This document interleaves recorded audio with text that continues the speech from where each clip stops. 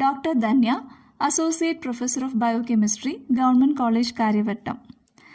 ഏറ്റെടുത്ത ഏത് കാര്യത്തിലും 100% ആത്മാർത്ഥത കാണിക്കുന്ന വ്യക്തിത്വം. എല്ലാത്തിലും ഉപരി മനുഷ്യബന്ധങ്ങൾക്ക് വില കൽപ്പിക്കുന്ന, മനുഷ്യരെയും മൃഗങ്ങളെയും ഒരുപോലെ സ്നേഹിക്കുന്ന ധന്യ ടീച്ചർ.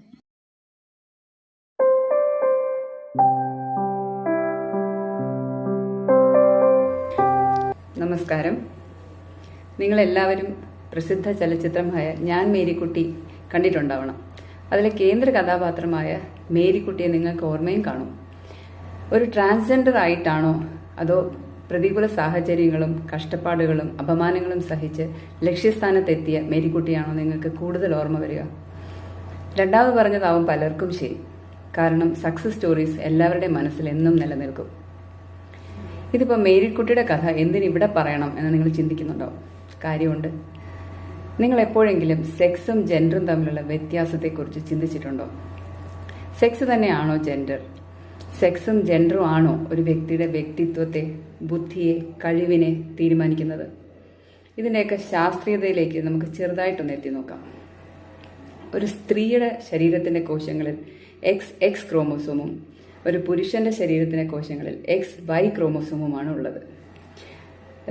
Y ക്രോമോസോമാണ് ഒരു പുരുഷന്റെ പുരുഷത്വം, അതായത് മെയിൽ ക്യാരക്ടറിസ്റ്റിക്സിനെ എക്സ്പ്രസ് ചെയ്യുന്നത്. സെക്സ് അഥവാ ലൈംഗികത ഒരു ബയോളജിക്കൽ ആട്രിബ്യൂട്ടും ജെൻഡർ അഥവാ ലിംഗഭേദം ഒരു സോഷ്യൽ ആട്രിബ്യൂട്ടുമാണ്. ഒരു വ്യക്തിയുടെ സെക്ഷൽ ഐഡന്റിറ്റി അവരുടെ ആത്മബോധത്തെ സൂചിപ്പിക്കുന്നു.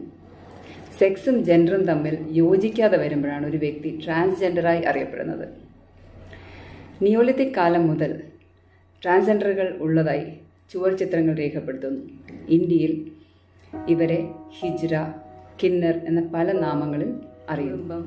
മതം, വിദ്യാഭ്യാസ സ്ഥാപനങ്ങൾ, തൊഴിലിടങ്ങൾ ഇതിനൊക്കെ ആൺ പെൺ എന്ന ബൈനറി കാറ്റഗറൈസേഷനിൽ വ്യക്തമായ പങ്കുണ്ട്. ഒരാൾ ജനിക്കുമ്പോൾ തന്നെ ബാഹ്യമായ ശാരീരിക ലക്ഷണങ്ങൾ കൊണ്ട് അയാളുടെ ലിംഗാവസ്ഥ തീരുമാനിക്കുകയാണ്. അവർ ജീവിക്കേണ്ട രീതികൾ സമൂഹം തീരുമാനിക്കുകയാണ്. സമൂഹം മാത്രമല്ല, കുടുംബാംഗങ്ങൾ തീരുമാനിക്കുകയാണ്. അവർ നടക്കേണ്ട രീതി, അവർ ധരിക്കേണ്ട വസ്ത്രം, അവർ സംസാരിക്കേണ്ട ശൈലി, ഇതൊക്കെ നമ്മുടെ ചുറ്റിനും കണ്ടാണ് നമ്മൾ മനസ്സിലാക്കുന്നത്. അങ്ങനെയാണ് നമ്മുടെ വ്യക്തിത്വം നമ്മൾ ആർജിച്ചെടുക്കുന്നത്. എന്നാൽ ആൺ ശരീരത്തിൽ പെൺ മനസ്സും പെൺ ശരീരത്തിൽ ആൺ മനസ്സും കുടുങ്ങിപ്പോയവർ എന്തു ചെയ്യും? അവരെ കുടുംബം തൊട്ട് ഉപേക്ഷിക്കുകയാണ്. അപ്പോൾ അവരവരുടേതായ ഒരു ലോകത്താണ് ജീവിക്കുന്നത്. അതായത് ട്രാൻസ്ജെൻഡറുകൾ മാത്രം ജീവിക്കുന്ന ഒരു സമൂഹത്തിലാണ് ഇവർ വളരുന്നത്. അതുകൊണ്ട് തന്നെ ഇവരുടെ വേഷം, സംസാരശൈലി, ചലനശൈലി ഒക്കെ സമാനതകളുള്ളതാണ്. എന്നാൽ സമൂഹത്തിലുള്ള മറ്റ് നോർമൽ എന്ന് പറയപ്പെടുന്ന വ്യക്തികളിൽ നിന്നും വ്യത്യസ്തരുമാണ്. അതുകൊണ്ട് തന്നെ ഇവർ പെട്ടെന്ന് തിരിച്ചറിയപ്പെടുന്നു. അപ്പോൾ ഈ പറഞ്ഞ rules that govern the gender of person അത് ട്രാൻസ്ജെൻഡറിനെ ബാധിക്കുന്നില്ല എന്നുള്ളതാണ്. അവരവരുടെ രീതികളും അവരുടെ ചിന്തകളാണ് അവരുടെ വ്യക്തിത്വത്തെ തീരുമാനിക്കുന്നത്. പഠനങ്ങൾ പറയുന്നത് ഒരു മനുഷ്യന്റെ വ്യക്തിത്വം 25% വീട്ടിൽ നിന്നും മറ്റ് 25% വിദ്യാഭ്യാസ സ്ഥലത്തിൽ നിന്നും 25% സമൂഹത്തിൽ നിന്നുമാണ് ആർജിക്കുന്നത്. ബാക്കിയുള്ള 25% മാത്രമാണ് ഒരു മനുഷ്യൻ സ്വയം സൃഷ്ടിച്ചെടുക്കുന്നത്. പക്ഷെ ട്രാൻസ്ജെൻഡറിനെ സംബന്ധിച്ചോളം കുടുംബം, വിദ്യാഭ്യാസ സ്ഥാപനം, സമൂഹം ഇവരൊക്കെ അവരെ മാറ്റി നിർത്തുന്നതുകൊണ്ട് പേഴ്സൺ അവർ സ്വയം ഉണ്ടാക്കിയെടുക്കുന്ന വ്യക്തിത്വം. അതുകൊണ്ട് അവർ മറ്റുള്ള നോർമൽ എന്ന് പറയപ്പെടുന്ന വ്യക്തികളിൽ നിന്നും തികച്ചും വ്യത്യസ്തരാണ്. സമൂഹത്തിൽ അവർ പെട്ടെന്ന് തിരിച്ചറിയപ്പെടുന്നത് കൊണ്ട് തന്നെ പീഡിപ്പിക്കപ്പെടുകയും അപമാനിക്കപ്പെടുകയും ഒക്കെ ചെയ്യുന്നു. അതുകൊണ്ട് തന്നെ അവർ നിശബ്ദരായി പോവുകയാണ്. ഈ വിഷയത്തെ വികാരപരമായി കാണുന്നതിനേക്കാൾ കുറച്ചുകൂടെ വിവേകത്തോടെ കാണാനാണ് വ്യക്തിപരമായി എനിക്ക് താല്പര്യം. കാരണം ട്രാൻസ്ജെൻഡർ സമൂഹത്തിന് വേണ്ടി കണ്ണുനീർ ഒഴുക്കുക എന്നുള്ളതല്ല നമ്മുടെ ആവശ്യം. അവരെ കൂടെ സമൂഹത്തിലെ മുൻനിരയിലേക്ക് കൊണ്ടുവരാൻ എന്ത് വഴികളാണുള്ളത്, അതിനെക്കുറിച്ചാണ് നമ്മൾ സംസാരിക്കേണ്ടത്. ട്രാൻസ്ജെൻഡർ വിഭാഗം നിരന്തരമായ പ്രതിഷേധ പ്രകടനങ്ങളും ശ്രമങ്ങളും നടത്തിയിട്ടുണ്ട്. 1959 ലോസ് ഏഞ്ചൽസിൽ നടന്ന കൂപ്പർ ഡോണറ്റ്സ് റയറ്റ് ആണ് തുടക്കം കുറിച്ചത്. പിന്നീട് 1966 കോംപ്റ്റൺസ് കഫറ്റീരിയ റയറ്റ്, 1969 സ്റ്റോൺവാൾ റയറ്റ്സ്, അങ്ങനെ ലോകത്തിന്റെ പല ഭാഗങ്ങളിൽ പല മൂവ്മെന്റ്സും നടത്തുന്നതിന്റെ ഫലമായിട്ടാണ് ഇന്ന് ട്രാൻസ്ജെൻഡർ പ്രൊട്ടക്ഷൻ ആക്ട് നിലകൊണ്ടത്. ഇന്ത്യൻ ഭരണഘടനയുടെ ആർട്ടിക്കിൾ 14 തൊട്ട് 16, 19, 21 അനുസരിച്ച് എല്ലാ പൗരന്മാർക്കും ജീവിതം ആസ്വദിക്കാനും അവരുടെ വംശം, ജാതി, മതം, സമൂഹം, സാമൂഹിക പദവി, ലിംഗഭേദം എന്നിവ കണക്കിലെടുക്കാതെ മനുഷ്യരായി വളരാനുള്ള തുല്യ അവസരവും ഉണ്ട്. 2014 ഏപ്രിൽ 15 സുപ്രീം കോടതി ഒരു വിധി പ്രസ്താവിച്ചു. അതിൽ ഇന്ത്യയിലെ ലിംഗമാറ്റക്കാരുടെ അവകാശങ്ങൾ അംഗീകരിക്കുകയും സുരക്ഷിതത്വത്തിനായി നിരവധി നടപടികൾ ഏർപ്പെടുത്തുകയും ചെയ്തു. വിവേചനം തടയുക, ക്ഷേമ നയങ്ങൾ സൃഷ്ടിക്കാൻ ശുപാർശ ചെയ്യുക, വിദ്യാഭ്യാസ സ്ഥാപനങ്ങളിലും ജോലികളിലും ലിംഗമാറ്റക്കാർക്ക് സംവരണം എന്നിവയിലൂടെ ട്രാൻസ്ജെൻഡർ ജനങ്ങളുടെ അവകാശങ്ങൾ ഇതൊക്കെ ഉൾപ്പെടുത്തിയിട്ടുണ്ട്. ട്രാൻസ്ജെൻഡർ പോളിസി ആദ്യമായി നടപ്പിലാക്കിയ സംസ്ഥാനമാണ് കേരളം. തുല്യനീതി, വ്യക്തി സ്വാതന്ത്ര്യം, മുഖ്യധാരയിലെ പങ്കാളിത്തം, തടസ്സങ്ങളില്ലാതെ വിദ്യാഭ്യാസം, ഇങ്ങനെ പലതും നിലകൊണ്ടു. 2015 കേരളത്തിൽ ട്രാൻസ്ജെൻഡർ പോളിസി നടപ്പിലാക്കിയത്. സഹയാത്രിക, ക്വരീല, സഹോദരി ഫൗണ്ടേഷൻ, അങ്ങനെ നിരവധി സംഘടനകൾ ഇപ്പോൾ ട്രാൻസ്ജെൻഡർ വ്യക്തികൾക്കായി അവരുടെ ക്ഷേമത്തിനായി പ്രവർത്തിക്കുന്നുണ്ട്. തടസ്സങ്ങളെ ഒക്കെ തകർത്ത് മുൻനിരയിലെത്തിയ ചില ട്രാൻസ് വിമൻ വ്യക്തിത്വങ്ങളെ നമുക്കൊന്ന് പരിചയപ്പെടാം. ഗൗരി സാവന്ത് ട്രാൻസ്ജെൻഡർ അവകാശങ്ങൾക്കായി വളരെയധികം പോരാടി. ട്രാൻസ് ആളുകൾക്കും HIV ബാധിച്ചവർക്കും കൗൺസിലിംഗും സഹായവും നൽകുന്നതിനായി പ്രവർത്തിക്കുന്ന സാക്ഷി ചാർ ചൌഗി ട്രസ്റ്റിന്റെ ഡയറക്ടറാണിവർ. മഹാരാഷ്ട്രയിലെ തിരഞ്ഞെടുപ്പ് കമ്മീഷന്റെ ഗുഡ്വിൻ അംബാസിഡറായി സേവനം അനുഷ്ഠിക്കുന്നു. ലൈംഗിക തൊഴിലാളിയായ ഒരു യുവതി മരണപ്പെട്ടപ്പോൾ അവരുടെ മകളെ ദത്തെടുത്ത് വളർത്തുന്നു. ലക്ഷ്മി നാരായൺ ത്രിപാഠി ഭരതനാട്യം നർത്തകിയും നിലവിൽ മുംബൈ ആസ്ഥാനമായി പ്രവർത്തിക്കുന്ന ആക്ടിവിസ്റ്റുമാണ്. ഒരു ട്രാൻസ്ജെൻഡറായി പുറത്തു വരുമ്പോൾ മക്കളെ സ്വീകരിക്കാൻ വിസമ്മതിക്കുന്ന മറ്റു മാതാപിതാക്കളിൽ നിന്നും വ്യത്യസ്തമായി ഒരു ട്രാൻസ്ജെൻഡർ സ്ത്രീയായി പുറത്തു ഇറങ്ങിയപ്പോൾ ത്രിപാഠിയുടെ മാതാപിതാക്കൾ അവരെ സ്വീകരിച്ചു. 2008 UN ഏഷ്യ പസഫിക് പ്രതിനിധീകരിച്ച ആദ്യത്തെ ട്രാൻസ്ജെൻഡർ വ്യക്തിയാണവർ. സത്യശ്രീ ശർമിള 2018 തമിഴ്നാട്ടിലെ ആദ്യത്തെ ട്രാൻസ്ജെൻഡർ ലോയറായി ഷർമിള രജിസ്റ്റർ ചെയ്തു. വർഷങ്ങളായി അഭിമുഖീകരിക്കുന്ന അതിക്രമങ്ങൾക്കെതിരെ ഉയർന്നു വരാൻ അവരുടെ കമ്മ്യൂണിറ്റിയെ സഹായിക്കുന്നു. ഡോക്ടർ മനാബി ബന്ദോപാധ്യായ് ഇന്ത്യയിലെ ആദ്യത്തെ ട്രാൻസ്ജെൻഡർ കോളേജ് പ്രിൻസിപ്പളാണവർ. PhD പൂർത്തിയാക്കിയ പശ്ചിമ ബംഗാളിലെ ആദ്യത്തെ ട്രാൻസ്ജെൻഡറാണവർ. ഒരു പ്രഭാഷകയാകുക എന്നത് അവരുടെ ഒരു ആഗ്രഹമാണ്. ഹിജ്റ സമൂഹത്തിനായി പ്രത്യേകമായി ഒരു മാസികയായി 1995 അവർ ഓ മനാബ് ആരംഭിച്ചു. പദ്മിനി പ്രകാശ് പ്രാദേശിക തമിഴ് ചാനലായ ലോട്ടസ് ന്യൂസിന്റെ ആദ്യത്തെ ട്രാൻസ് വുമൺ ന്യൂസ് അവതാരകയായി. പൃഥിക യാഷിനി ഇന്ത്യയിൽ ഒരു പോലീസ് ഓഫീസർ ആകുന്ന ആദ്യത്തെ ട്രാൻസ് വുമൺ. നിലവിൽ തമിഴ്നാട്ടിലെ ഒരു ജില്ലയിൽ സബ് ഇൻസ്പെക്ടറായി സേവനമനുഷ്ഠിക്കുന്നു. ലിംഗഭേദം കാരണം അപേക്ഷ നിരസിച്ചതിനെ തുടർന്ന് മദ്രാസ് ഹൈക്കോടതിയിൽ നിയമ പോരാട്ടം നടത്തി ഒടുവിൽ പരീക്ഷ എഴുതി ജോലി കരസ്ഥമാക്കുകയായിരുന്നു.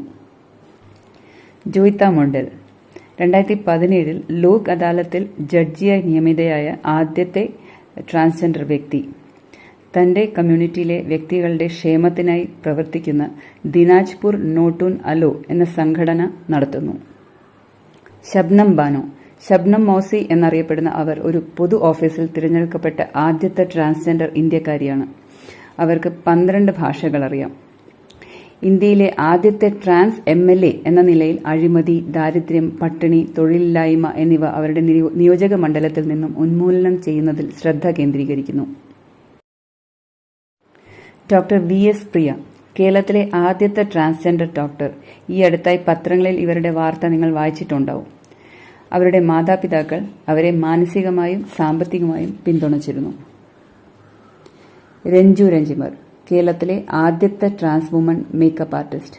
അവരുടെ മേൽനോട്ടത്തിൽ ഡോറ ബ്യൂട്ടി വേൾഡ് എന്ന ബ്യൂട്ടി സ്റ്റുഡിയോ അങ്കമാലിയിൽ പ്രവർത്തിച്ചു വരുന്നു. ഗ്ലോഫൽ ബ്യൂട്ടി ഉൽപ്പന്നങ്ങളുടെ ബ്രാൻഡ് അംബാസിഡറാണവർ. ട്രാൻസ്ജെൻഡർ വിഭാഗത്തിൽപ്പെട്ട ഒരു ചിലരുടെ കൂട്ടായ്മയെ സൂചിപ്പിക്കുന്ന കേരളത്തിലെ കൊച്ചിയിലെ ഹോട്ടൽ രുചിമുദ്ര RS ട്രാൻസ്ജെൻഡർ സംരംഭകരുടെ സ്വപ്ന പദ്ധതിയാണ്. ഈ സംരംഭത്തിന്റെ പ്രാഥമിക ലക്ഷ്യം ട്രാൻസ് കമ്മ്യൂണിറ്റിയെക്കുറിച്ചുള്ള സമൂഹത്തിന്റെ ധാരണയെ മികച്ച രീതിയിൽ മാറ്റുക എന്നതാണ്.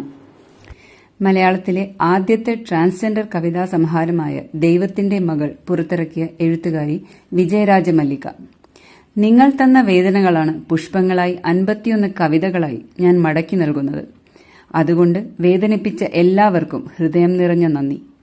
വിജയരാജ മല്ലികയുടെ ഈ വാക്കുകളിൽ എല്ലാമുണ്ട്. ഇതൊക്കെ വിജയകഥകൾ, നിരവധി കഷ്ടപ്പാടുകൾ അതിജീവിച്ച നേട്ടങ്ങൾ, വലിയൊരു സമൂഹത്തിന്റെ ചെറിയൊരു ശതമാനം മാത്രം. എന്നാൽ ബഹുഭൂരിപക്ഷം ട്രാൻസ്ജെൻഡറുകൾ അവഗണനകളും ഒറ്റപ്പെടലും ആണ് നേരിടുന്നത്. പൊതു ശൗചാലയങ്ങൾ, വിദ്യാഭ്യാസ സ്ഥാപനങ്ങൾ, തൊഴിലിടങ്ങൾ, പൊതുവേദികളിൽ ഒന്നും ട്രാൻസ്ജെൻഡറുകളുടെ പ്രാതിനിധ്യം കാണുന്നില്ല. കാരണം വിദ്യാഭ്യാസക്കുറവ് തന്നെ. കേരളത്തിൽ ആകെയുള്ള ട്രാൻസ്ജെൻഡറിന്റെ പകുതിയോളം പേർ പ്രാഥമിക വിദ്യാഭ്യാസം പോലും ചെയ്തിട്ടില്ല. 55% ട്രാൻസ്ജെൻഡർ വ്യക്തികൾ മാത്രം 10ാം ക്ലാസ് പൂർത്തീകരിച്ചിട്ടുള്ളൂ. ഭിന്നലിംഗക്കാരായ കുട്ടികൾ അവരുടെ കൊഴിഞ്ഞുപോക്ക് ഒരുപക്ഷെ സഹപാഠികളുടെയും അധ്യാപകരുടെയും അവഗണന മൂലമായിരിക്കണം. ട്രാൻസ്ജെൻഡർ പ്രൊട്ടക്ഷൻ ആക്ട്സ് ഒരുപാടുണ്ട്. പക്ഷെ നിയമങ്ങൾ മാത്രം പോരാ, സമൂഹത്തിന്റെ ചിന്താഗതിയാണ് മാറേണ്ടത്. ട്രാൻസ്ജെൻഡേഴ്സ് വിചിത്ര ജീവികളല്ല. അവർ വിചിത്രരല്ല. യാതൊരു കുറ്റബോധമില്ലാതെ ഈ മനുഷ്യരെ നൊമ്പരപ്പെടുത്തുന്ന നമ്മുടെ ചിന്താഗതിയാണ് വിചിത്രം. അതൊരു വൈകല്യവുമല്ല, പ്രകൃതിയുടെ അനവധി സൃഷ്ടികളിൽ ഒന്ന് മാത്രം. അവരെ സാധാരണക്കാരായി കാണുക. അവരുടെ പ്രത്യേകതകളെ മനസ്സിലാക്കേണ്ടത് ആദ്യം അവരുടെ കുടുംബമാണ്, പിന്നെ വിദ്യ അഭ്യസിച്ചു കൊടുക്കുന്ന നമ്മൾ അധ്യാപകരും. എൻ്റെ അധ്യാപക സുഹൃത്തുക്കളോട് എനിക്ക് പറയാനുള്ളത്, ഈ സമൂഹത്തിൽ വലിയ ചലനങ്ങൾ സൃഷ്ടിക്കാൻ കെൽപ്പുള്ളവരാണ് നമ്മൾ പഠിപ്പിക്കുന്ന കുട്ടികളെയും നമ്മുടെ വീട്ടിലെ കുടുംബാംഗങ്ങളെയും ഒക്കെ നമ്മൾ മനസ്സിലാക്കി കൊടുക്കുക. ട്രാൻസ്ജെൻഡേഴ്സ് ഒരു വ്യക്തിയുടെ ജെൻഡറോ സെക്സോ അല്ല ഒരു മനുഷ്യന്റെ കഴിവിനെയോ ബുദ്ധിയുടെയോ മാനദണ്ഡം. അവർക്കും അവസരങ്ങൾ കൊടുക്കുക, തുല്യ അവസരങ്ങൾ കൊടുക്കുക. അവർക്കും സമൂഹത്തിന്റെ മുൻനിരയിലേക്ക് വരാൻ അവസരങ്ങൾ കൊടുക്കുക. നമ്മുടെ ചിന്താഗതി കാരണം അല്ലെങ്കിൽ നമ്മുടെ അവഗണന കാരണം നമ്മുടെ രാജ്യത്തിന് ഒരു നല്ല പൗരനെയോ ഒരു നല്ല പ്രൊഫഷണലെയോ നഷ്ടപ്പെടുത്തിക്കൂടാ. സ്ത്രീ പുരുഷ സമത്വത്തിനായി ഒട്ടനവധി വേദികളിൽ നമ്മൾ പ്രഭാഷണങ്ങൾ നടത്തിയിട്ടുണ്ട്, കേട്ടിട്ടുണ്ട്. എന്നാൽ തേർഡ് ജെൻഡറായ ട്രാൻസ്ജെൻഡറിനെ നമ്മൾ എപ്പോഴും മറന്നുപോകുന്നു. ട്രാൻസ്ജെൻഡർ എന്ന് പറയുമ്പോൾ LGBTQ കമ്മ്യൂണിറ്റിയിൽ പെട്ടത്. എൻ്റെ ട്രാൻസ്ജെൻഡർ സഹോദരങ്ങളോട് എനിക്ക് പറയാൻ ഒന്നേ ഉള്ളൂ, നമുക്ക് കരുതാൻ ഏറ്റവും ശക്തിയുള്ള ആയുധം എന്ന് പറയുന്നത് വിദ്യയും അറിവുമാണ്. കുഞ്ഞുണ്ണി മാഷിന്റെ വരികൾ കടമെടുത്തുകൊണ്ട്, വായിച്ചാലും വളരും, വായിച്ചില്ലെങ്കിലും വളരും. വായിച്ച് വളർന്നാൽ വിളയും, വായിക്കാതെ വളർന്നാൽ വളയും.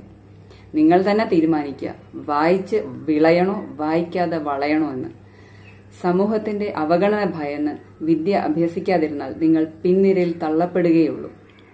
സ്വന്തം കഴിവ് തിരിച്ചറിഞ്ഞ് മുന്നേറുക, പോരാടുക. ആശംസകൾ.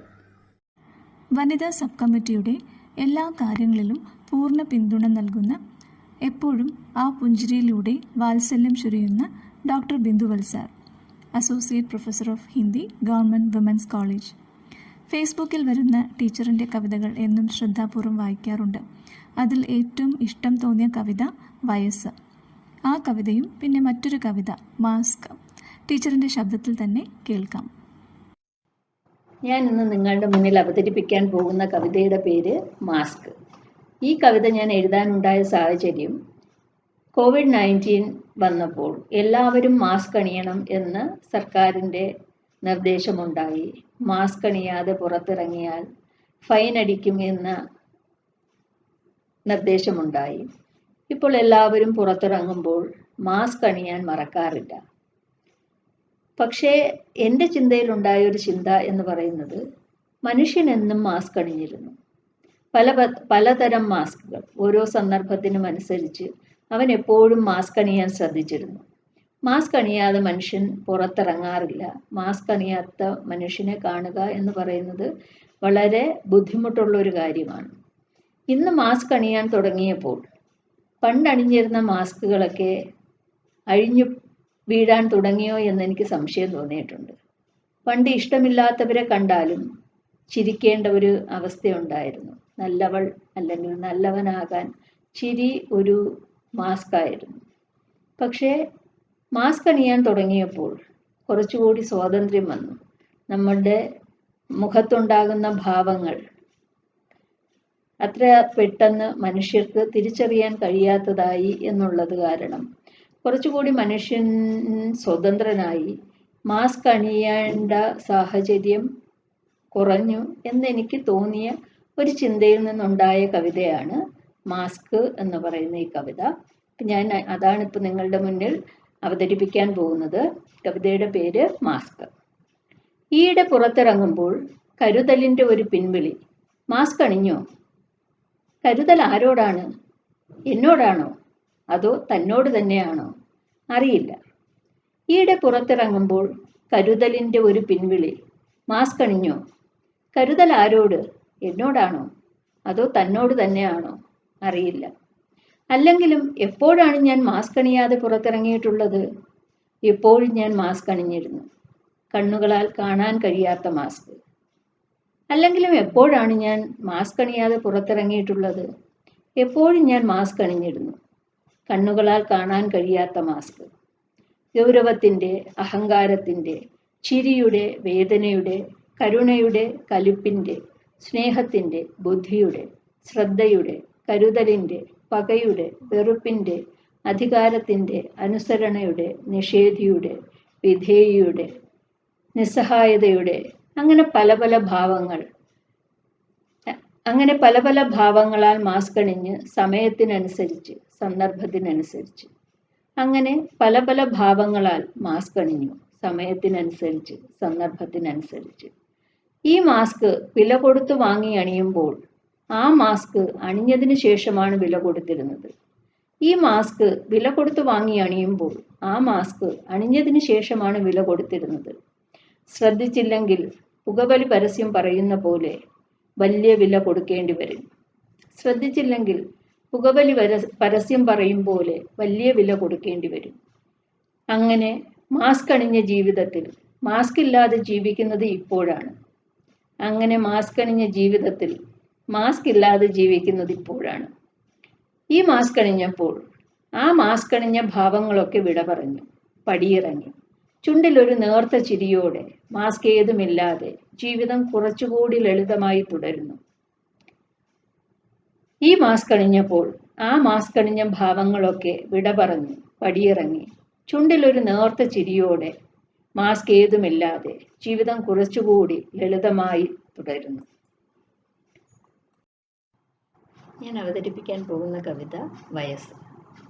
ഈ വയസ്സ് എന്ന കവിത എഴുതാൻ കാരണം, വയസ്സായി എന്ന് മറ്റുള്ളവർ എന്നെ ഓർമ്മിപ്പിക്കുമ്പോഴും എനിക്ക് തോന്നാറില്ല എനിക്ക് വയസ്സായി എന്ന്. ഞാനിന്നും പഴയ അതേ കൗമാരക്കാരി പെൺകുട്ടിയുടെ മനസ്സോടെയാണ് ജീവിക്കുന്നത്. അതേ കൗതുകവും അതേ കുസൃതിയും ഇപ്പോഴും എന്നിലുണ്ട്. ആ ഒരു തോന്നലാണ് വയസ്സ് എന്ന കവിത എഴുതാൻ വേണ്ടി എന്നെ പ്രേരിപ്പിച്ചത്. കാരണം ഞാൻ അന്ന് ജീവിച്ചതിനേക്കാളും കൗമാരക്കാരി പെൺകുട്ടിക്ക് ഉണ്ടായിരുന്ന റെസ്ട്രിക്ഷൻസ് ഒന്നും ഇപ്പോഴെൻ്റെ ജീവിതത്തിലില്ല. ഞാൻ കുറച്ചുകൂടി സ്വതന്ത്രയാണ്. വാക്കുകൾ ഉപയോഗിക്കാൻ, ശക്തമായി പ്രതികരിക്കാൻ ഒക്കെ ഉള്ളൊരു ധൈര്യം എനിക്ക് അന്നുണ്ടായിരുന്നില്ല. ഇന്നെനിക്കതുണ്ട്. ജീവിതത്തെ കുറച്ചുകൂടി തുറന്ന മനസ്സോടെ ആസ്വദിക്കാൻ കഴിയുന്നതും ഇപ്പോഴാണ്. പണ്ടുണ്ടായിരുന്ന പല ചിന്തകളും ഇപ്പോൾ എന്നിലില്ല. ഞാൻ കുറച്ചുകൂടി സ്വതന്ത്രമായതായി എനിക്ക് തോന്നാറുണ്ട്. അപ്പം അതുകൊണ്ട് തന്നെ ജീവിതം ഞാൻ ആസ്വദിക്കുന്നത് ഒരു കാലഘട്ടത്തിൽ ജീവിതത്തിൻ്റെ സുഖവും ദുഃഖവും മറ്റുള്ളവരിലാണ് എന്ന് ഞാൻ ചിന്തിച്ചിരുന്നെങ്കിൽ ഇപ്പോൾ എനിക്കറിയാം എൻ്റെ ജീവിതത്തിൻ്റെ സുഖവും ദുഃഖവും മറ്റൊന്നിലുമല്ല, എന്നിൽ തന്നെയാണ് എന്ന്. അപ്പം അങ്ങനെ ഉണ്ടായ ഒരു കവിതയാണ് വയസ്സ് എന്ന് പറയുന്ന കവിത. ആ കവിതയാണ് ഞാനിപ്പോൾ പറയാൻ ഉദ്ദേശിക്കുന്നത്. വയസ്സായപ്പോഴാണ് മനസ്സിലായത്, വയസ്സൊരു വയസ്സല്ല, ആരും വയസ്സാകുന്നില്ല, അതൊരു തോന്നൽ മാത്രം, അതും നമുക്കല്ല മറ്റുള്ളവർക്ക്. വയസ്സായപ്പോഴാണ് മനസ്സിലായത്, വയസ്സൊരു വയസ്സല്ല, ആരും വയസ്സാകുന്നില്ല, അതൊരു തോന്നൽ മാത്രം, അതും നമുക്കല്ല മറ്റുള്ളവർക്ക്. വയസ്സാകുന്തോറും മനസ്സിലാകുന്നു ഞാൻ എത്ര ചെറുപ്പമാണെന്ന്. വയസ്സാകുന്തോറും മനസ്സിലാകുന്നു ഞാൻ എത്ര ചെറുപ്പമാണെന്ന്. ചെറുപ്പത്തിൽ അറിഞ്ഞിരുന്നില്ല ഞാൻ ഇത്ര ചെറുപ്പമാണെന്ന്. എൻ്റെ ജീവിതത്തിന് ഇത്ര അർത്ഥമുണ്ടെന്ന്. അന്ന് ആസ്വദിക്കാതെ പോയ നിമിഷങ്ങൾക്ക് ഇത്ര ഭംഗിയുണ്ടായിരുന്നെന്ന്. എൻ്റെ ആനന്ദം മാതാപിതാക്കളുടെ, സഹോദരങ്ങളുടെ സ്നേഹത്തിലല്ല, കാമുകന്റെ പ്രണയത്തിലുമല്ല, കൂട്ടുകാരുടെ സൗഹൃദത്തിലുമല്ല, ഭർത്താവിൻ്റെ കരുതലിലുമല്ല. എൻ്റെ ആനന്ദം ഇതൊക്കെ കാണാൻ, കേൾക്കാൻ, തൊടാൻ, അറിയാൻ, അനുഭവിക്കാൻ, ആസ്വദിക്കാൻ തുടങ്ങുന്നിടത്താണ്. എൻ്റെ ആനന്ദം ഇതൊക്കെ കാണാൻ, കേൾക്കാൻ, തൊടാൻ, അറിയാൻ, അനുഭവിക്കാൻ തുടങ്ങുന്നിടത്താണ്. ഇണക്കങ്ങൾ മാത്രമല്ല പിണക്കങ്ങളും സുന്ദരമാണെന്നറിയുന്നിടത്താണ്. ഇണക്കങ്ങൾ മാത്രമല്ല പിണക്കങ്ങളും സുന്ദരമാണെന്നറിയുന്നിടത്താണ്. കൂടിച്ചേരൽ മാത്രമല്ല ഒറ്റപ്പെടലും മനോഹരമാണെന്നറിയുന്നിടത്താണ്. കൂടിച്ചേരൽ മാത്രമല്ല ഒറ്റപ്പെടലും മനോഹരമാണെന്നറിയുന്നിടത്താണ്. സുഖം മാത്രമല്ല ദുഃഖം കൂടിയാണ് ജീവിതം എന്നറിയുന്നിടത്താണ്. സുഖം മാത്രമല്ല ദുഃഖം കൂടിയാണ് ജീവിതം എന്നറിയുന്നിടത്താണ്. ശബ്ദം മാത്രമല്ല മൗനം കൂടി കേൾക്കാൻ തുടങ്ങുന്നിടത്താണ്. ശബ്ദം മാത്രമല്ല മൗനം കൂടി കേൾക്കാൻ തുടങ്ങുന്നിടത്താണ്. എല്ലാവർക്കും നന്ദി. തിരുവനന്തപുരം യൂണിവേഴ്സിറ്റി കോളേജിലെ സസ്യശാസ്ത്ര വിഭാഗത്തിലെ അധ്യാപികയും PhD ഗൈഡുമായ ഡോക്ടർ TS പ്രീത ഔഷധ സസ്യങ്ങളിൽ ജൈവ സാങ്കേതിക വിദ്യയിൽ അധിഷ്ഠിതമായ ഗവേഷണങ്ങളിൽ തൽപരയാണ്. ശാസ്ത്രരംഗത്തും സാമൂഹിക രംഗത്തും 2020 അഭിമാനകരമായ നേട്ടങ്ങൾ കൈവരിച്ച വനിതാ രത്നങ്ങളെക്കുറിച്ച് നമ്മളോട് സംസാരിക്കുന്നു. കഴിഞ്ഞ വർഷക്കാലം കോവിഡ് എന്ന മഹാമാരി ലോകത്തെ ആകമാനം ഉലച്ചപ്പോഴും ആദരണീയരായ മഹനീയ വനിതാരത്നങ്ങളുടെ സംഭാവനകൾ പല രംഗങ്ങളിലും നാം കണ്ടു. നമ്മുടെ സംസ്ഥാനം ആരോഗ്യരംഗത്ത് കടുത്ത വെല്ലുവിളികൾ നേരിട്ടപ്പോഴൊക്കെ വളരെ കൃത്യമായും സുരക്ഷിതമായും ആ പ്രതിസന്ധികളെയൊക്കെ തരണം ചെയ്യാൻ കേരളീയ സമൂഹത്തെ സജ്ജരാക്കിയതിൽ ബഹുമാനപ്പെട്ട നമ്മുടെ ആരോഗ്യ വകുപ്പ് മന്ത്രി ശ്രീമതി KK ശൈലജ ടീച്ചർക്ക് മുഖ്യമായ പങ്കാണുള്ളത്. ദേശീയ അന്താരാഷ്ട്ര തലത്തിൽ നിരവധി ആദരങ്ങൾ ശൈലജ ടീച്ചറിനെ തേടിയെത്തി. നമ്മുടെ സംസ്ഥാനത്തിൻ്റെ കോവിഡ് പ്രതിരോധവുമായി ബന്ധപ്പെട്ട പ്രവർത്തനങ്ങൾ ആഗോളതലത്തിൽ ഏറെ പ്രശംസിക്കപ്പെട്ടതാണ്. UN പാനൽ ചർച്ചയിൽ കേരളം കണ്ട എക്കാലത്തെ മികച്ച നമ്മുടെ ആരോഗ്യമന്ത്രി പങ്കെടുക്കുകയും ചെയ്തിരുന്നു. ഈ പ്രതിസന്ധി കാലഘട്ടത്തിൽ ആഗോളതലത്തിൽ പ്രശംസിക്കപ്പെടുന്ന അധികാരത്തിലിരിക്കുന്ന സ്ത്രീകളുടെ പട്ടികയിൽ നമ്മുടെ ശൈലജ ടീച്ചറും ഉണ്ട് എന്നത് സവിശേഷാർഹമായ ഒന്നാണ്. നിപ വൈറസിനെയും കോവിഡ് മഹാമാരിയെയും മികച്ച രീതിയിൽ കൈകാര്യം ചെയ്ത Shailaja teacher woman of the ഇയറായി തിരഞ്ഞെടുക്കപ്പെടുകയും വോഗ് ഇന്ത്യ മാഗസിൻ്റെ കവർ ചിത്രമായി ആദരവിനർഹയാകുകയും ചെയ്തു. നേരത്തെ വോഗ് മാഗസിൻ്റെ പോരാളികളുടെ പട്ടികയിലും ടീച്ചർ ഇടം പിടിച്ചിരുന്നു. വിവിധ മേഖലകളിൽ സ്വാധീനം തെളിയിക്കുകയും സംഭാവനകൾ നൽകുകയും ചെയ്ത സ്ത്രീകളെയാണ് Vogue magazine woman of the ഇയറായി തിരഞ്ഞെടുക്കുന്നത്. കൂടാതെ പ്രമുഖ അന്താരാഷ്ട്ര മാസികയായ ഫിനാൻഷ്യൽ ടൈംസ് 2020 തിരഞ്ഞെടുത്ത ലോകത്തിലെ ശക്തരായ 12 വനിതകളുടെ ഒപ്പം ശൈലജ ടീച്ചറും കൂടി ഉണ്ട് എന്നത് നമുക്കെല്ലാം അഭിമാനം. തൻ്റെ പ്രവർത്തന മേഖലയിൽ പ്രതിസന്ധികളിൽ ഒട്ടും പതറാതെ യഥാസമയം കൃത്യമായ തീരുമാനങ്ങളിലൂടെ ആത്മാർത്ഥമായ പ്രവർത്തന സാക്ഷാത്കാരത്തിന് KK ശൈലജ ടീച്ചർ എന്ന ഈ മഹനീയ വ്യക്തിത്വത്തിനു ലഭിച്ച ആദരവും അംഗീകാരവും സർവ്വരംഗങ്ങളിലുമുള്ള വനിതകൾക്കും ആത്മവിശ്വാസവും ഊർജവും പകരുന്നതാണെന്നത് നിസ്സംശയമായ വസ്തുത. 2020 ലോകശ്രദ്ധ നേടിയ മറ്റൊരു വനിതാ രത്നമാണ് അമേരിക്കയുടെ വൈസ് പ്രസിഡന്റായി തിരഞ്ഞെടുക്കപ്പെട്ട ഇന്ത്യൻ വംശജയായ കമല ദേവി ഹാരിസ്. വാഷിംഗ്ടണിൽ ഡൊണാൾഡ് ട്രംപിൻ്റെ റിപ്പബ്ലിക്കൻ നാഷണൽ കൺവെൻഷന് ശേഷമുള്ള കൗണ്ടർ പ്രോഗ്രാമിൽ വളരെ തികഞ്ഞ ആത്മവിശ്വാസത്തോടെ തൻ്റെ ഉറച്ച സ്വരത്തിൽ കമല ഹാരിസ് ഒരു വലിയ വിഭാഗം അമേരിക്കൻ വംശജരുടെ ഇനിയും സഫലീകരിക്കപ്പെടാത്ത നീതി സമത്വത്തെക്കുറിച്ച് പറയുമ്പോൾ വംശീയ അധിക്ഷേപങ്ങൾ ഏൽക്കുന്ന ആ വലിയ വിഭാഗത്തിൻ്റെ പ്രതീക്ഷയായി ഈ സ്വരം മാറുമെന്ന് അനേകം മനസ്സുകൾ ഉറപ്പിച്ചിരുന്നു. അമേരിക്കൻ വൈസ് പ്രസിഡന്റ് സ്ഥാനത്തേക്ക് മത്സരിച്ചു വിജയിച്ച ആദ്യത്തെ ഏഷ്യൻ വംശജയും കറുത്ത വർഗ്ഗക്കാരിയുമാണ് കമല ഹാരിസ്. വംശീയ വേർതിരിവ് നിലനിൽക്കുന്ന അമേരിക്കയിലെ രാഷ്ട്രീയാന്തരീക്ഷത്തിൽ കമലയുടെ വിജയം അത്യധികം പ്രാധാന്യമുള്ളതാണ്. അഭിമുഖങ്ങളിലൊക്കെ ഇന്ത്യൻ കുടുംബ പാരമ്പര്യത്തെയും അത് തൻ്റെ വ്യക്തിത്വ വികസനത്തിൽ ചെലുത്തിയ സ്വാധീനത്തെക്കുറിച്ചുമുള്ള കമലയുടെ വാചാലത നമ്മുടെ ഭാരതത്തിലേക്ക് അവരുടെ കുടുംബസ്നേഹത്തിൻ്റെ അരുവി ഒഴുക്കുന്നതായിരുന്നു. ഒടുവിൽ ലോകശ്രദ്ധ നേടി ഇന്ത്യൻ വംശജയായ കമലാദേവി ഹാരിസ് അമേരിക്കയുടെ വൈസ് പ്രസിഡൻ്റായത് എല്ലാ ഭാരതീയ വനിതകൾക്കും അഭിമാന മുഹൂർത്തം. ശാസ്ത്രരംഗത്തെ വിപ്ലവാത്മകമായ പല കണ്ടുപിടുത്തങ്ങളിലും പ്രസക്തങ്ങളായ വനിതാ പ്രാതിനിധ്യം ഉണ്ടായിരുന്നു എന്നത് ചരിത്രം പരിശോധിക്കുമ്പോൾ വ്യക്തമാകുന്ന സംഗതിയാണ്. ശാസ്ത്രത്തിലെ പരമോന്നത പുരസ്കാരമായ നൊബേൽ പുരസ്കാരത്തിന് 2020 രസതന്ത്ര വിഭാഗത്തിൽ അർഹരായത് 2 വനിതാ ശാസ്ത്രജ്ഞരായിരുന്നു. ജീനോം എഡിറ്റിംഗ് എന്ന സാങ്കേതിക വിദ്യയിൽ നൂതന മാർഗം കണ്ടെത്തിയതിന് ഫ്രഞ്ച് ഗവേഷക ഇമ്മാനുവെല്ല ഷാർപാൻഡിയെയും അമേരിക്കൻ ബയോകെമിസ്റ്റ് ജെന്നിഫർ എ ഡൗഡ്നയുമാണ് നോബൽ പുരസ്കാരത്തിന് അർഹരായത്. ജനിതക രോഗങ്ങളുടെ ചികിത്സാരംഗത്തും നൂതന കാർഷിക വിളകൾ വികസിപ്പിക്കുന്നതിനും പ്രസ്തുത ജനറ്റിക് ടൂൾ സഹായകമാകുമെന്ന് പുരസ്കാര സമിതി വിലയിരുത്തിയ ഇവരുടെ കണ്ടെത്തൽ ശാസ്ത്ര അഭിരുചിയുള്ള എല്ലാ വനിതകൾക്കും ഊർജം പകരുന്ന ഒന്നാണ്. സമീപഭാവിയിൽ ആരോഗ്യരംഗത്തും കാർഷിക രംഗത്തും മറ്റിതര മേഖലകളിലും അനേകം ഫലപ്രദങ്ങളായ സംഭാവനകളാണ് ജീനോം എഡിറ്റിംഗിലൂടെ സാധൂകരിക്കപ്പെടാൻ പോകുന്നത്. വരും ഭാവിയിൽ ഒട്ടേറെ വിപ്ലവാത്മകമായ മാറ്റങ്ങൾക്ക് ഈ മഹനീയ വനിതാരത്നങ്ങളുടെ നേട്ടങ്ങൾ കാരണമാകും എന്നതിൽ നമുക്കേവർക്കും അഭിമാനിക്കാം. Shrimati Maya Menon, assistant professor of psychology, government women's college, Thiruvananthapuram. അസാധാരണമായ അപഗ്രഥന ശേഷിയും നിരീക്ഷണ പാടവവും കൈമുതലായുള്ള വ്യക്തിയാണ് മായ ടീച്ചർ. ഈ ശേഷികളോടൊപ്പം മികവുറ്റ സ്ഥാപനങ്ങളിൽ നിന്ന് മനഃശാസ്ത്രത്തിൽ നേടിയ പരിശീലനവും കൂടിയാകുമ്പോൾ മനുഷ്യരെ മനസ്സിലാക്കാനും അവരുടെ പ്രശ്നങ്ങൾ പരിഹരിക്കാനും വളരെ സ്വാഭാവികമായി ടീച്ചറിന് സാധിക്കുന്നു.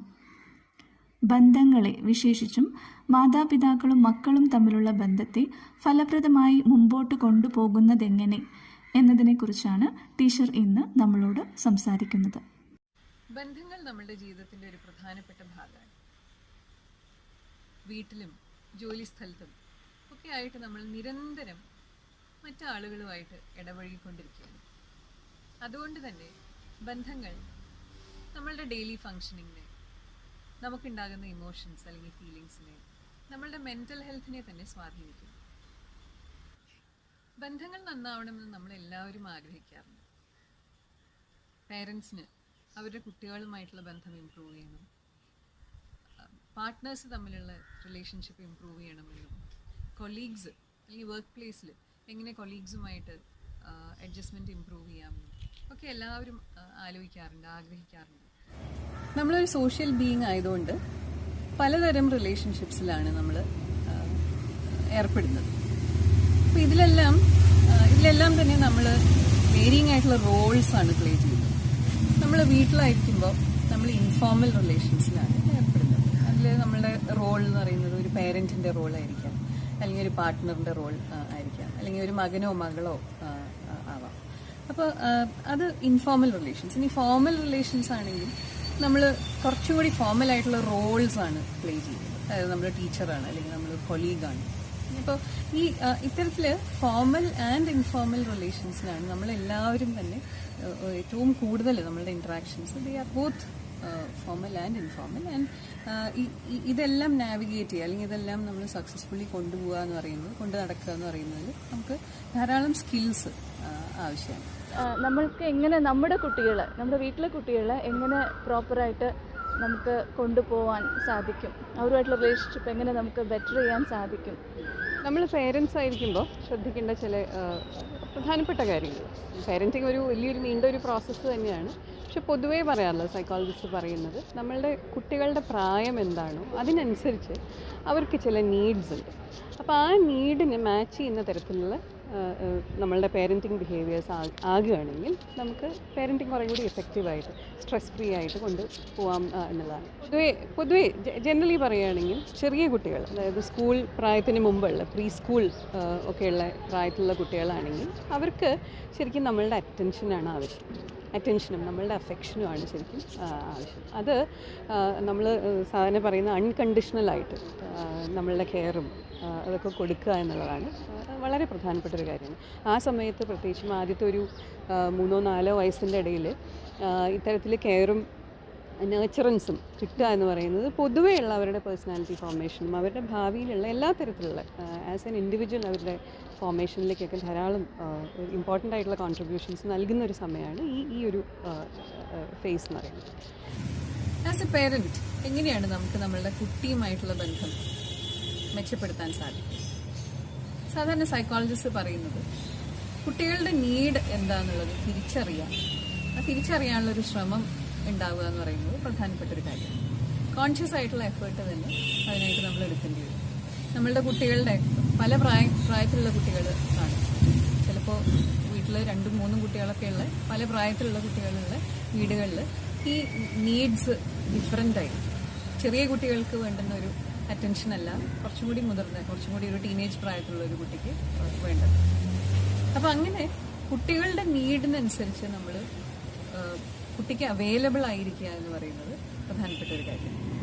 അത് കൺസിസ്റ്റൻ്റ് ആയിട്ടുള്ള ഒരു പാറ്റേൺ തന്നെ നമ്മൾ ഫോളോ ചെയ്യും. സ്കൂൾ ഏജിലുള്ള കുട്ടികൾ ഉള്ള പേരൻസ് ശ്രദ്ധിക്കേണ്ട ഒരു കാര്യം, കുട്ടികൾക്കൊരു കൃത്യം സ്ട്രക്ചർ ഉണ്ടായിരിക്കുക, അല്ലെങ്കിൽ അവരുടെ എൻവയൺമെൻറ്റിൽ ഒരു കൃത്യം സ്ട്രക്ചർ ഉണ്ടായിരിക്കുക എന്ന് പറയുന്നത് വളരെ പ്രധാനപ്പെട്ട ഒരു കാര്യം. അതായത് നമ്മൾ നേരത്തെ പറഞ്ഞ് കുട്ടികൾക്ക് കൊടുക്കേണ്ട അഫെക്ഷൻ, കുട്ടികൾക്ക് കൊടുക്കേണ്ട കെയർ അല്ലെങ്കിൽ ലവ്, ഇത് കൂടാണ്ട് നമ്മൾ ഇൻ അഡീഷൻ ടു ദാറ്റ് നമ്മൾ ശ്രദ്ധിക്കേണ്ട ഒരു കാര്യം എന്ന് പറയുന്നത് അവർക്കൊരു റുട്ടീൻ ഉണ്ടായിരിക്കുക, അല്ലെങ്കിൽ എല്ലാ കാര്യങ്ങളിലും ഒരു ഡിസിപ്ലിൻ ഉണ്ടാവുക, അല്ലെങ്കിൽ സ്ട്രക്ചർ ഉണ്ടാവുക. അത് കൃത്യമായിട്ട് അവരിൽ നിന്ന് എക്സ്പെക്റ്റ് ചെയ്യും, അവർക്ക് കൃത്യമായ ഇൻസ്ട്രക്ഷൻസ് കൊടുക്കുകയും അവരത് ചെയ്യുന്നുണ്ടെന്നുള്ളത് ഉറപ്പുവരുത്തുക എന്നുള്ളതാണ് ഏറ്റവും പ്രധാനപ്പെട്ട ഒരു കാര്യം ആസ് എ പേരൻറ്റ് നമ്മൾ ചെയ്യേണ്ടത്. അത് നമ്മൾ ഈ സ്ട്രക്ചറും റുട്ടീനെല്ലാം നമ്മൾ കമ്മ്യൂണിക്കേറ്റ് ചെയ്യുന്നതും വളരെ ഇമ്പോർട്ടൻ്റ് ആയിട്ടുള്ളൊരു ഫാക്ടറാണ്. നമ്മൾ റിലേഷൻഷിപ്സിനെ പറ്റിയാണല്ലോ പറയുന്നത്. അപ്പോൾ എന്താണ് നമ്മൾ കുട്ടികളിൽ നിന്ന് എക്സ്പെക്റ്റ് ചെയ്യുന്നത്? ചെറിയ കുട്ടികളായതുകൊണ്ട് തന്നെ അത് കൃത്യമായ ബ്രീഫായിട്ടുള്ള കമ്മ്യൂണിക്കേഷൻ ആയിരിക്കും. കൃത്യം ഇൻസ്ട്രക്ഷൻസ് കൊടുക്കുക, അത് കൃത്യമായിട്ട് കുട്ടി പാലിക്കുന്നുണ്ടോ എന്നുള്ളത് നോക്കുക. അത് സ്മൂത്ത് ആയിട്ടുള്ള ട്രാൻസാക്ഷൻസിന് യൂസ്ഫുൾ ആയിരിക്കും ഈ നമ്മൾ കൃത്യമായിട്ടുള്ള ക്ലിയർ കമ്മ്യൂണിക്കേഷൻ ആണെങ്കിൽ. ഇനി കുറച്ചുകൂടി മുതിർന്നു കഴിയുമ്പോൾ കുട്ടി ഒരു ടീനേജ് പ്രായം അല്ലെങ്കിൽ അഡോളസൻസിലേക്കൊക്കെ കടക്കുമ്പോൾ കുട്ടികൾക്ക് ആവശ്യം എന്ന് പറയുന്നത് കുറച്ചും കൂടി സ്പേസ് കൊടുക്കുക എന്നുള്ളത്. അതായത് നമ്മൾ ഓർക്കണം, നമ്മൾ നേരത്തെ പറഞ്ഞ അഫെക്ഷൻ, കെയർ, സ്ട്രക്ചർ ഇത് വളരെ ഇമ്പോർട്ടൻ്റ് ആണ്. അതിൻ്റെ കൂടെ നമ്മൾ കുട്ടിയെ ഒരു ഇൻഡിവിജ്വലായിട്ടും കൂടി നമുക്ക് അക്സെപ്റ്റ് ചെയ്യാനായിട്ട് സാധിക്കും. ആസ് എ പേരൻറ്റ് നമ്മൾ പേരൻ്റാണ്, എപ്പോഴും തന്നെ ഈ പാരൻറ്റ് ചൈൽഡ് റിലേഷനിൽ ഒരു ഹൈറാർക്കി എപ്പോഴും തന്നെ ഉണ്ടാവും. എന്നാൽ കുട്ടി വളർന്ന് വരുന്തോറും കുട്ടിയുടേതായിട്ടുള്ള ഒരു ഇൻഡിവിജ്വാലിറ്റി എക്സ്പ്രസ് ചെയ്യാനുള്ള സ്പേസ് നമ്മൾ ആസ് എ പേരൻറ്റ് കൊടുക്കുക എന്ന് പറയുന്നത് വളരെ ഇമ്പോർട്ടൻ്റ് ആണ്. അപ്പം അങ്ങനെ സ്പേസ് കൊടുക്കുക എന്ന് പറയുമ്പോൾ നമ്മൾ കമ്മ്യൂണിക്കേറ്റ് ചെയ്യുക എന്ന് മാത്രമല്ല, നമ്മൾ ലിസൺ ചെയ്യാനും കൂടി തുടങ്ങണം. അത് എല്ലാ പ്രായത്തിലും എല്ലാ ഘട്ടങ്ങളിലും നമ്മൾ നേരത്തെ പറഞ്ഞ എല്ലാ ഘട്ടത്തിലും തന്നെ അത് ഇമ്പോർട്ടൻ്റ് ആണ്. ആസ് എ പേരൻറ്റ് നമ്മൾ കുട്ടി പറയുന്നത് ലിസൺ ചെയ്യുക, അല്ലെങ്കിൽ കുട്ടി ഫീൽ ചെയ്യുന്നത് എന്താണെന്നുള്ളത് നമ്മൾ മനസ്സിലാക്കുക, അല്ലെങ്കിൽ അതിനോട് നമ്മൾ അറ്റ്യൂൺഡ് ആയിരിക്കുക എന്ന് പറയുന്നത്. എന്നാൽ മുതിർന്നു വരുന്ന കുട്ടികളിൽ നമ്മൾ പേരൻറ്റ് ചൈൽഡ് ഇൻട്രാക്ഷൻസിൽ ഈ പറയുന്ന ലിസണിങ് വളരെ ഇമ്പോർട്ടൻ്റ് ആണ്. അവർക്ക് അവരുടേതായ അഭിപ്രായങ്ങളും അവർ ആ ഒരു ചെറിയ പ്രായം കൊണ്ട് തന്നെ അവർ പല ഒപ്പീനിയൻസും ഒക്കെ അവർ ഡെവലപ്പ് ചെയ്തിട്ടുണ്ടാവും. അപ്പോൾ അതുകൊണ്ട് തന്നെ അവർക്ക് എക്സ്പ്രസ് ചെയ്യാനുള്ള സ്പേസ് കൊടുക്കുക എന്ന് പറയുന്നത് ഇമ്പോർട്ടൻ്റ് ആണ്. ആ ഒരു പ്രായത്തിൽ കുട്ടികൾ കോൺഫിഡൻ്റ് ആയിട്ട് ഇങ്ങനെ അവരുടെ വീട്ടിൽ തന്നെ അവർക്കത് എക്സ്പ്രസ് ചെയ്യാൻ പറ്റുക എന്ന് പറയുന്നത് അവരുടെ ഇൻഡിവിജ്വൽ ഡെവലപ്മെൻറ്റിനൊക്കെ വളരെ സഹായകരമായിട്ട് മാറും. അത് ആസ് എ പേരൻറ്റ് നമുക്ക് ചെയ്യാൻ പറ്റുന്ന ഏറ്റവും എഫക്റ്റീവ് ആയിട്ടുള്ളൊരു കാര്യവുമാണ്. കുട്ടിയുമായിട്ടുള്ള നമ്മളുടെ ഇൻട്രാക്ഷൻസിൽ നെഗറ്റീവായിട്ടുള്ള ഒരുപാട് കാര്യങ്ങൾ ഉണ്ടാവാറുണ്ട്. നമ്മളുടെ ഡെയിലി റുട്ടീൻ കാര്യങ്ങളിൽ പലതും ദേഷ്യം അല്ലെങ്കിൽ വിഷമം ഇങ്ങനെയുള്ള ഇമോഷൻസൊക്കെ സാധാരണ ഒരു വീട്ടിലെ അറ്റ്മോസ്ഫിയറിൽ സാധാരണ വളരെ ഓർഡിനറിയാണ്. അപ്പം അങ്ങനെ വരുമ്പോൾ ഈ ഇമോഷൻസ് ഉണ്ടാവരുതെന്നല്ല, പക്ഷേ ഈ ഇമോഷൻസിനെ എങ്ങനെ നമ്മൾ ഹാൻഡിൽ ചെയ്യുന്നു എന്നുള്ളതാണ് ഒരു റിലേഷൻഷിപ്പ് സെക്യൂർ ആവുന്നതിലേക്ക് കോൺട്രിബ്യൂട്ട് ചെയ്യുന്നത്. സാധാരണ കുട്ടികൾക്ക് ഇത്തരത്തിലുള്ള നെഗറ്റീവ് ഇമോഷൻസ് ഉണ്ടാകുമ്പോൾ ഒരു ഹെൽത്തി ആയിട്ടുള്ള രീതിയിൽ പേരൻസിന് അത് കണ്ടെയ്ൻ ചെയ്യാൻ പറ്റുക എന്നുള്ളത് ഇമ്പോർട്ടൻ്റ് ആയിട്ടുള്ളൊരു കാര്യമാണ്. ഇപ്പോൾ ഒന്ന് ഇത് മനസ്സിലാക്കുക, കുട്ടിക്ക് ഉണ്ടായത് വിഷമമാണ് അല്ലെങ്കിൽ കുട്ടിക്ക് ഉണ്ടായത് ദേഷ്യമാണ്. കുട്ടി ചിലപ്പോൾ ദേഷ്യമായിരിക്കും പ്രകടിപ്പിക്കുന്നുണ്ടാവുക, പക്ഷെ അതിൻ്റെ പുറകിൽ ഇപ്പോൾ എന്തെങ്കിലും ഒരു ഡിസപ്പോയിൻറ്റിംഗ് ആയിട്ടുള്ള കാരണം ആയിരിക്കും. അപ്പം ഇത് ഈ ഇമോഷൻസിനെ തിരിച്ചറിയാൻ സാധിക്കുക, അത് ഡിസ്കസ് ചെയ്യുക എന്ന് പറയുന്നത് വളരെ പ്രധാനപ്പെട്ട ഒരു കാര്യമാണ്. അങ്ങനെ ചെയ്യുന്നതിലൂടെ നമ്മൾ കുട്ടിക്കൊരു മോഡലിംഗ് ആണ് ചെയ്യുന്നത്. അതായത് കുട്ടിക്ക് ഇങ്ങനെ ഇമോഷൻസ് ഉണ്ടാകുമ്പോൾ ഇനി ഭാവിയിലാണെങ്കിലും ഇത്തരത്തിൽ നെഗറ്റീവ് ഇമോഷൻസ് ഉണ്ടായി കഴിയുമ്പോൾ ഇതുപോലെ ഇതിനെ ഹാൻഡിൽ ചെയ്യാൻ സാധിക്കും. ഒന്ന് നിങ്ങളുടെ അടുത്തേക്ക് തന്നെ തിരിച്ച് വരാനും അങ്ങനെ ഈ ഇമോഷനെ ഹാൻഡിൽ ചെയ്യാനായിട്ട് നിങ്ങളുടെ ഹെൽപ്പ് തേടുക എന്നുള്ളത് ഒരു കാര്യം. മറ്റൊരു കാര്യം, ഇത് മുതിർന്നു കഴിയുമ്പോൾ കുട്ടി തന്നെ ഇതൊരു സെൽഫ് റെഗുലേറ്റിംഗ് സ്ട്രാറ്റജി ആയിട്ട് യൂസ് ചെയ്യുകയും ചെയ്യും. I'd like to add to that. അതായത് ഈ കുട്ടികളുടെ സ്വഭാവ രീതികൾ എല്ലാം ഒരേപോലെ ആയിരിക്കില്ല. ഇപ്പോൾ നമ്മളുടെ തന്നെ വീട്ടിൽ 2 കുട്ടികളുണ്ടെങ്കിൽ 2 പേരും വ്യത്യസ്ത സ്വഭാവമുള്ള കുട്ടികളായിരിക്കാം. പൊതുവേ പറയുന്നത് കുട്ടികളിൽ ഈ സ്വഭാവ പ്രവണത എന്ന് പറയുന്നത് ബേസിക് ആയിട്ടുള്ള ഇൻഹെറൻ്റ് ആയിട്ടുള്ള ട്രീറ്റ്സ് ആണ്. ഇപ്പോൾ വളരെ സിമ്പിളായിട്ട് പറയുകയാണെങ്കിൽ ആക്ടിവിറ്റി ലെവൽസ്.